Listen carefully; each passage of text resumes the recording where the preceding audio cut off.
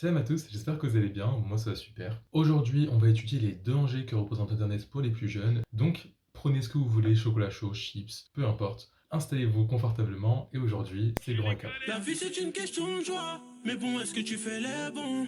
En vrai, après, faut pas te plaindre. Si Internet tes est comme résultats sont une pas énorme bons, toujours bibliothèque penser aux qui unifie un conséquences. tas de personnes dans Arrêter le de monde. On peut s'inquiéter. y faire n'importe quoi, on peut l'utiliser n'importe où, n'importe quand. Le problème, c'est qu'aujourd'hui, Internet est accessible, et même un peu trop accessible. Vous pouvez avoir n'importe quelle information, n'importe où, n'importe quand, dans n'importe quel délai, et là, c'est un énorme problème pour les mineurs. C'est ce qu'affirment par exemple les nettoyeurs du web, engagés par Google, Facebook, ainsi que toutes les entreprises qui proposent un système de navigation ou de publication disponible à tous. Leur job consiste à filtrer et enlever les images qui pourraient heurter la sensibilité des plus jeunes, comme par exemple des décapitations, des états islamiques ou bien des images beaucoup trop violentes pour les jeunes. Pour vous montrer à quel point l'impact sur un enfant peut être traumatisant, je vais vous montrer l'interview d'un de ces nettoyeurs du net, qu'on appelle également modérateur de contenu dans les réseaux sociaux tels qu'Instagram, Twitter ou Facebook, qui décrit lui-même comment il a été traumatisé par le contenu et les publications qu'il a lui-même modérées. Ça m'a bouleversé. Et même dans mes rêves, je vois les yeux de ce pauvre type.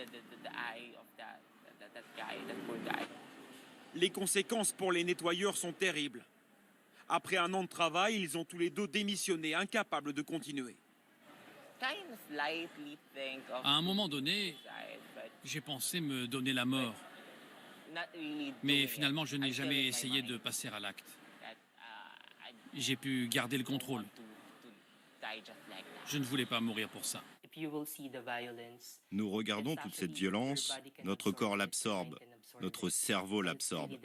C'est très déprimant et quand je rentre chez moi, avant de dormir, toutes les vidéos tournent dans ma tête. C'est terriblement dur. Selon une étude dans le cadre d'un mécénat de l'association e-Enfance 3018, référence pour la protection des enfants sur Internet, l'âge moyen auquel un enfant reçoit son premier appareil numérique est de 10 ans, et 63% des enfants interrogés indiquent être inscrits sur un ou plusieurs réseaux sociaux, tels que Facebook, Twitter, Instagram, bref, tout le tralala. Ces chiffres montrent que 63% des enfants de moins de 10 ans, de plus de 10 ans ou environnant les 10 ans peuvent être soumis à des images qui peuvent les heurter, voire les traumatiser à vie.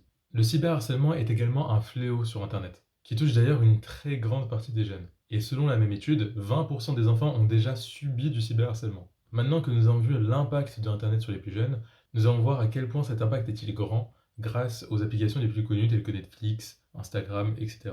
Netflix, Amazon Prime, Disney+, toutes ces plateformes de streaming possèdent du contenu divers et varié, accessible aux plus petits comme aux plus grands. Dans leur catalogue, on a des films et des documentaires en tout genre, mais également un tas de séries et du contenu divers et varié.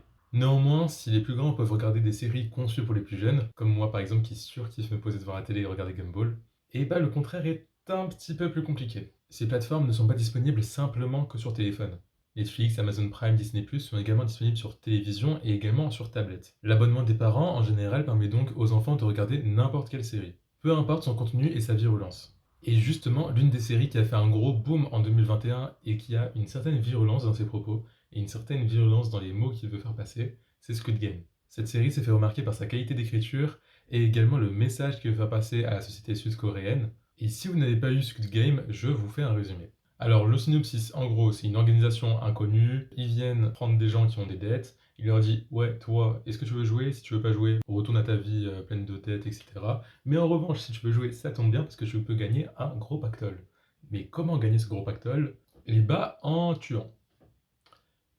Voilà. Il y a 5 jeux et ces jeux permettent du coup de faire en sorte que toutes ces personnes en dette puissent, selon du coup l'organisateur, revenir dans la société coréenne. D'ailleurs, c'est un peu une critique du terrorisme, donc si vous voulez voir ma vidéo sur Amazon, qui en parle d'ailleurs, elle est juste là, donc profitez-en. Voilà. Bien sûr, les candidats vont essayer de se tuer entre eux, mais le jeu tuera également des candidats lorsqu'ils perdront. En gros, c'est une sorte du coup de battle royale pour savoir qui du coup va toucher l'énorme pactole à la fin de la série. Dans ces 5 jeux, il y a par exemple l'épreuve du gâteau, donc ça s'appelle les Dalgona, voilà, si vous ne le savez pas. Et il y a également un jeu très très connu, même chez nous en Occident, et c'est 1, 2, 3 soleil. Sauf que bah, là, si tu bouges, bah t'es mort. Donc c'est l'épreuve la plus culte, et si tu ne l'as pas encore vue, tu peux toujours la voir, mais je sais pas si c'est vraiment bien que je mette cet extrait-là, alors qu'on parle justement de la dangerosité de ce qu'on peut trouver sur Internet. Le problème, c'est que par exemple en France et en Belgique, beaucoup d'enfants se sont retrouvés à faire exactement le même jeu, c'est-à-dire 1, 2, 3 soleil assez différents, et en fait, bah, si une personne perdait, bah, dans ce cas, on le tabassait. Et il y a eu beaucoup, mais alors même énormément de mots dans le carnet, et même si cette polémique date d'il y a un an maintenant, Cela montre que les parents ne peuvent pas réguler toutes les actions de leurs enfants. Néanmoins, je ne veux pas vous laisser sur de faux espoirs, puisque comme vous le savez, Netflix Kids a mis en place par exemple une protection pour les enfants, afin qu'ils regardent des contenus du coup disponibles pour leur âge. Il y a également plein d'autres services qui ont essayé de faire en sorte qu'il y ait du contenu adapté aux enfants pour leur âge dans leur plateforme, comme par exemple Instagram, avec le petit message en mode voulez-vous continuer de regarder cette story car elle peut contenir des messages virulents ou des images qui peuvent heurter la sensibilité de tous. Et mine de rien, ça fait du bien de voir qu'il y a une certaine éthique qui se met en place par rapport à ce genre de questions. Ce sera tout pour ce grand recap, merci de m'avoir écouté, j'espère que, voilà, que vous appréciez la vidéo. En attendant, on se dit à la prochaine Inch'Allah, n'hésitez pas à revoir la vidéo Amazon, et puis voilà. C'est là que tu verras qui est bon. Elle fait ton argent, c'est ça la devise que j'ai dans ma tête. Jeune banlieue, ça veut rouler en RS3.